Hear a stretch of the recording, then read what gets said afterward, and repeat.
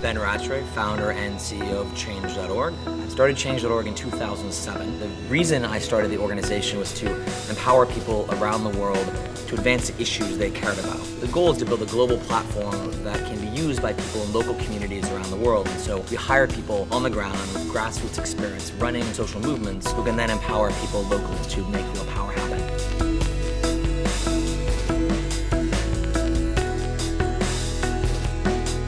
There's a huge amount of frustration at people's seemingly incapacity to make a difference in the world. Like millions of people, I cared passionately about social issues, but didn't know what to do to change it. And when I saw the Facebook and recognized the disruptive power the internet could have to connect people around issues I cared about, that was when I wanted to dedicate my life to. When I was a kid, I wanted to be an investment banker, and I focused on making money. I wanted to have a double-breasted suit, walk on Wall Street, and in my senior year in college, I come back home and talk to one of my brothers who comes out as gay.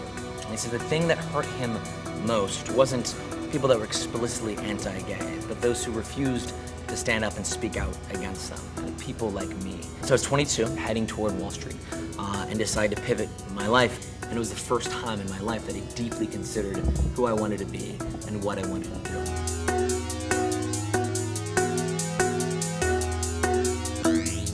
We are the largest social change platform in the world. We're actually, there are a few other platforms in the world that are out there, but none of them have nearly the distribution that we do. It's been really exciting the last couple of years in terms of the growth we've seen from going from just me and Ben basically for the first 3 years or so, and then blowing up to 140 people now, and seeing the impact we're having around the world.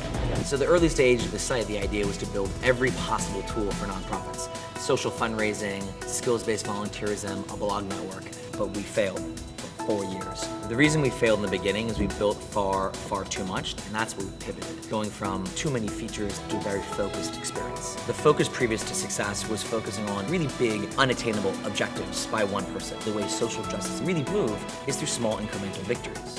About 15,000 petitions get started every month, and dozens of petitions actually win every week without any assistance from Change.org staff members. You wouldn't have gone to LBJ and said, look, we want to pass the Civil Rights Act. 10 years before, you refused to walk to the back of a bus. And the aggregation of these incredible small and local victories is what builds up to national change.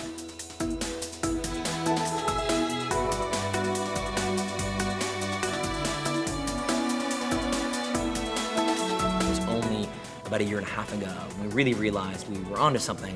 And the reason is there's this incredible story of this woman in Cape Town. She gets grabbed and raped and almost killed. And the reason is she's a lesbian woman and a man was trying to turn her straight. It's called corrective rape. And a friend of hers starts a petition that gets 170,000 people. This massive overall media uproar, mobilized a protest in front of Parliament. And after ignoring the issue for 10 years, the government passes a national task force to stop the issue of corrective rape. Like an amazing demonstration of people power. I think what's changed now is the sense of the capacity for actual participation. People today have more power to make a difference because of technology than ever before in all of human history. And the most important thing in building a successful consumer internet property are millions and millions of people. You don't have people and you have nothing. The way people normally start petitions is they see somebody else win a victory. They recognize an issue they want to change, they start a petition, and they have immediately access to the tools to build a movement. One of the best examples is a 22-year-old part-time nanny named Molly Catchpool. And Bank of America, in the height of the financial crisis, decides to levy a $5 fee to pay your own bills. And she starts a petition, gets 300,000 people to join her, massive media exposure, embarrasses the bank, ends up getting tens of thousands of people to pull money out of Bank of America. And after a month, a 22-year-old part-time nanny helps take down a policy of the biggest bank in America. What does Molly say to you when this is all over? People like Molly or the thousands of other people that start campaigns every single month are shocked at their own power, their own capacity to make a difference on things they previously couldn't affect. And now they can. And now they can.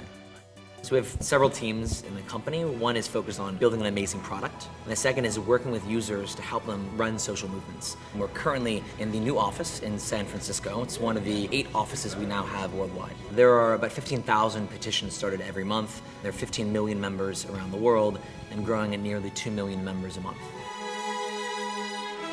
The next step of the organization is how do we build tools to empower not just momentary successes, but long-term movements.